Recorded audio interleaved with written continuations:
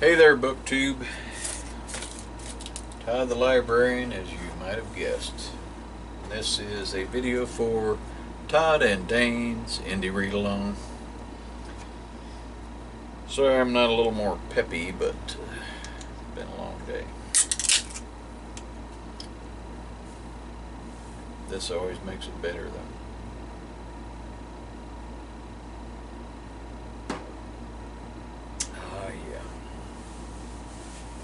So, hang on a minute. I gotta get my dates down. Well, that's all right. This was my read for July, and it was River Girl by Linda Jo Martin. I know I say this every time. I really enjoyed this book, but I really did, and you know, it's from a fellow booktuber, book lady.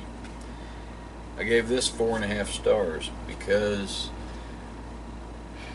growing up in a rural area, there was a lot of stuff that went on in this book that I could identify with, as far as, you know, people not having running water, having to heat their house with wood, sawmills going, stuff like that. Of course, this took place, you know, early on, like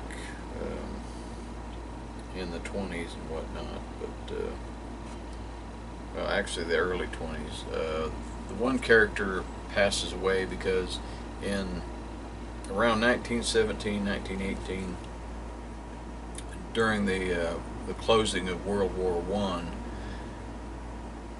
the American troops brought back the flu from Europe, and it run rampant across this country. There are actually some graves down the road here where people died from that, so that was relevant.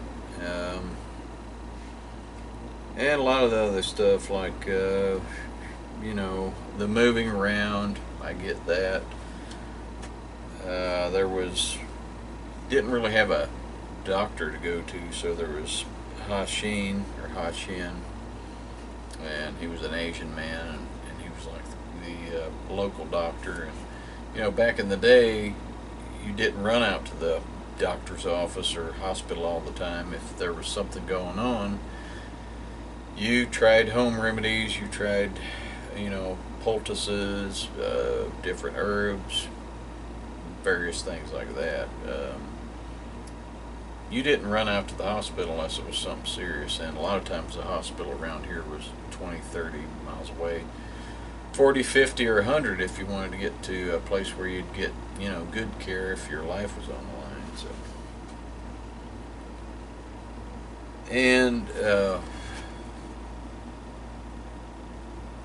this character, her and her brother, they're across the river from.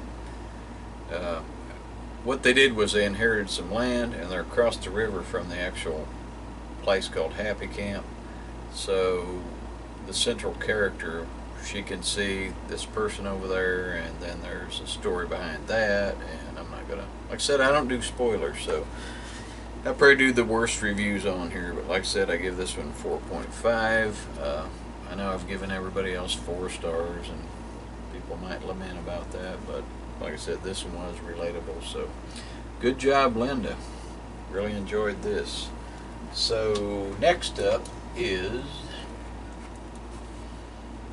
I'm gonna let the suspense build a little bit.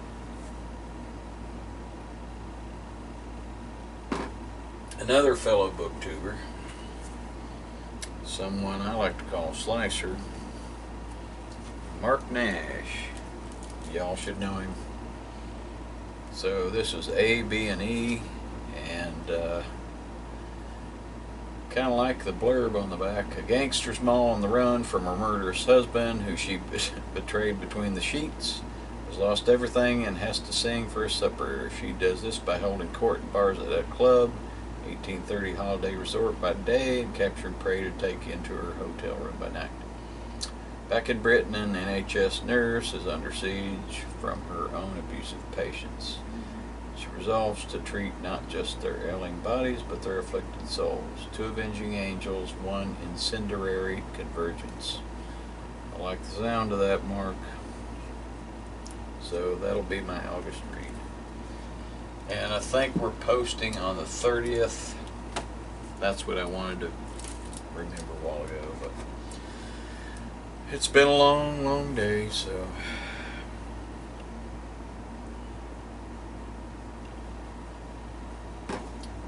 Check out River Girl